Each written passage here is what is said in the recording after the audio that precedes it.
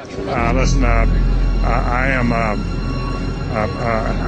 happy member of the Bohemian Grove. I like the folks who come there, and it's really inappropriate for me to talk about the group beyond that.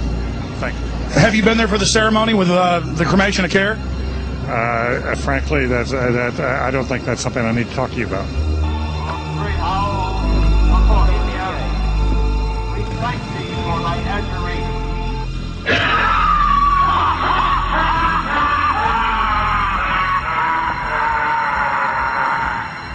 Have you been there for the ceremony with the cremation of care?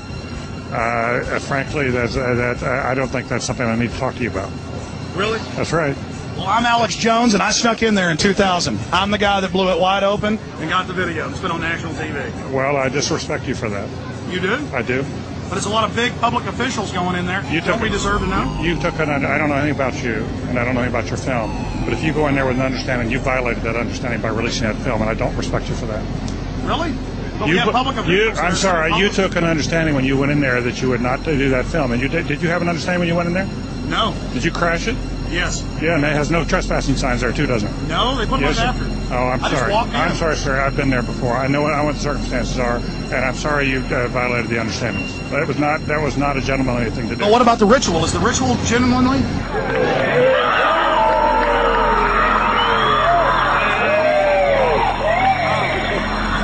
Sir, everything. I don't owe you this comment. I know. This is what's called ambush journalism, and I disrespect you for that as well. So thank you and goodbye. The ritual? That's none of your damn business. Oh.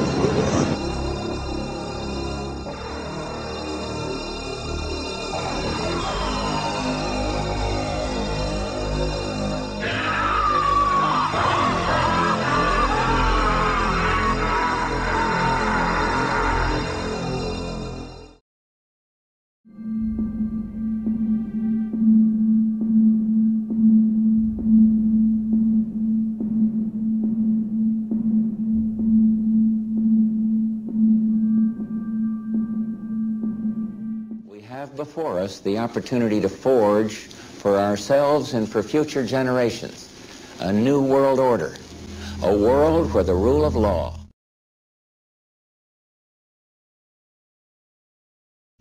not the law of the jungle, governs the conduct of nations. When we are successful, and we will be, when we are successful, and we will be, we have a real chance at this new world order, an order in which a credible United Nations can use its peacekeeping role to fulfill the promise and vision of the UN's founders.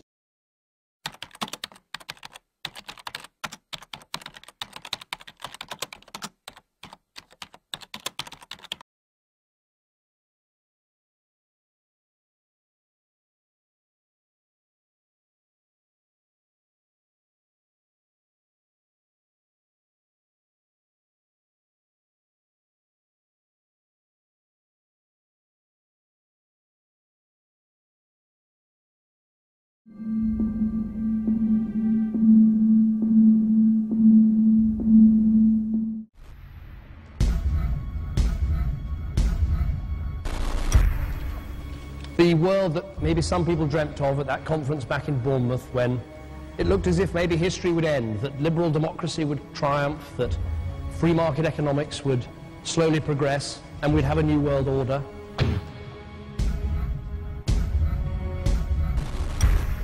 And together they helped to create, were the principal leaders in creating, a new world order and a winning strategy in the Cold War.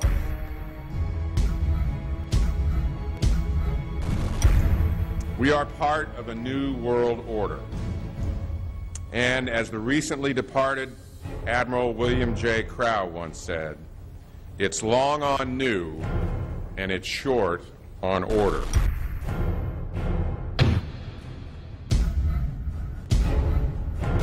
Walter Isaacson wrote a wonderful book about some of the wise men who helped shape the New World Order following the Second World War.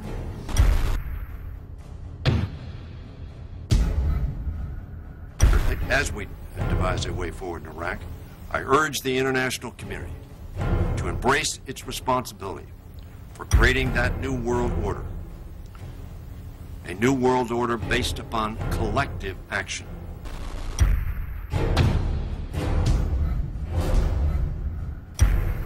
The transatlantic partnership was never just the foundation of our security. It was the foundation of our way of life. It was forged an experience of the most bitter and anguished kind.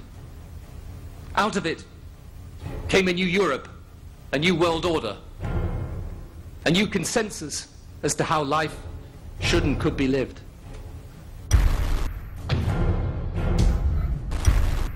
And just like that, it was gone.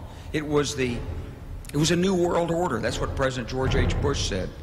Harvard historian Francis Fukuyama pronounced the end of history.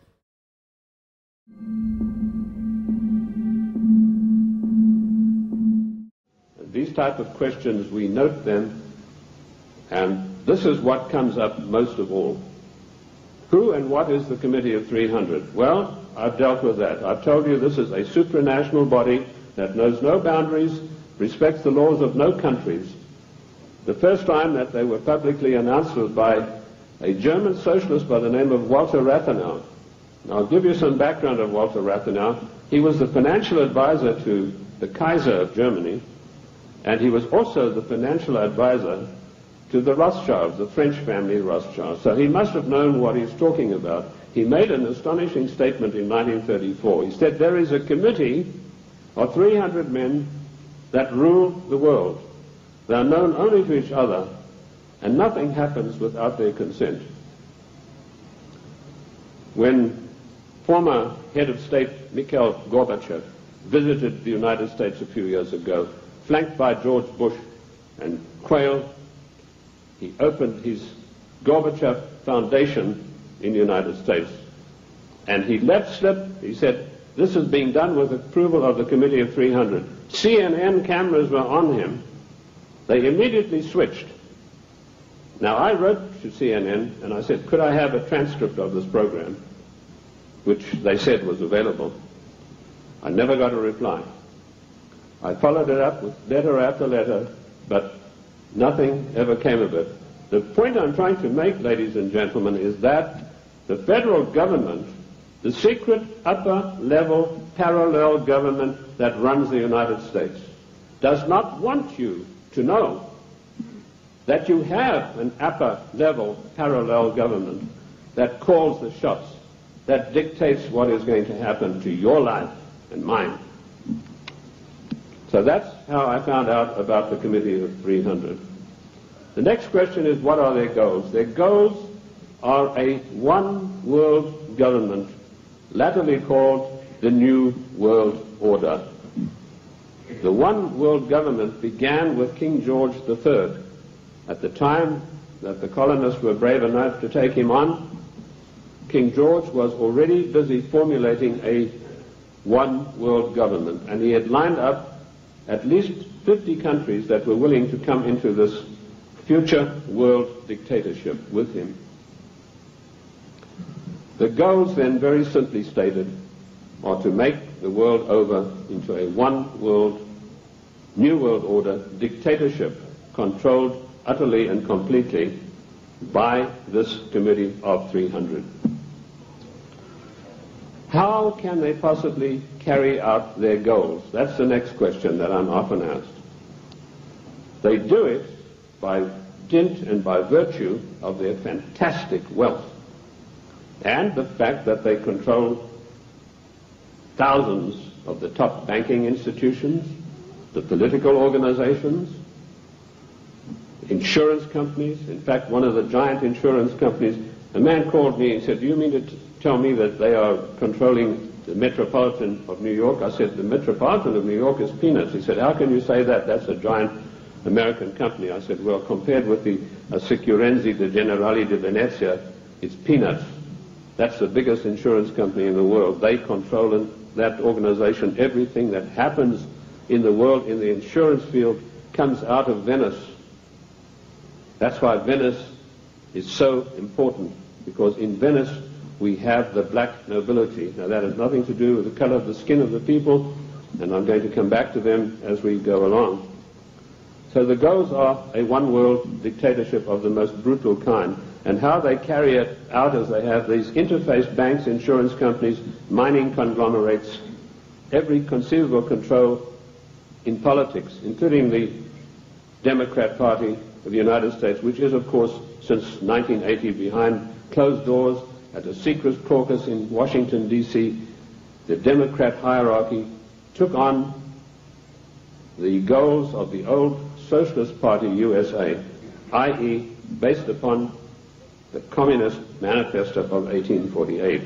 If you have a copy of my book, and I'm not pushing it, but in my book, The Committee of 300, I list every one of their huge, gigantic corporations, how they interface. And this, ladies and gentlemen, is an eye-opener because it gets right down to the nitty-gritty of your everyday life in the cities and towns across the United States.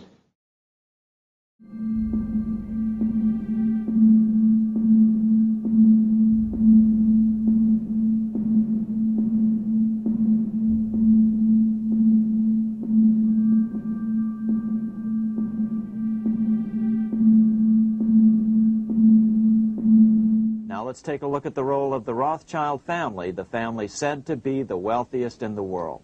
When Amschel Meyer Bauer inherited the business, he decided to change his name to Rothschild. Amschel soon learned that loaning money to governments and kings was more profitable than loaning to private individuals. Not only were the loans bigger, but they were secured by the nation's taxes. Mayer Rothschild had 5 sons. He trained them all in the skills of money creation, then sent them out to the major capitals of Europe to open branch offices of the family banking business. His first son, Amschel Meyer, stayed in Frankfurt to mind the hometown bank. His second son, Solomon, was sent to Vienna. His third son, Nathan, was clearly the most clever. He was sent to London at age 21 in 1798, 100 years after the founding of the Bank of England. His fourth son, Karl, went to Naples, and his fifth son, Jacob, went to Paris.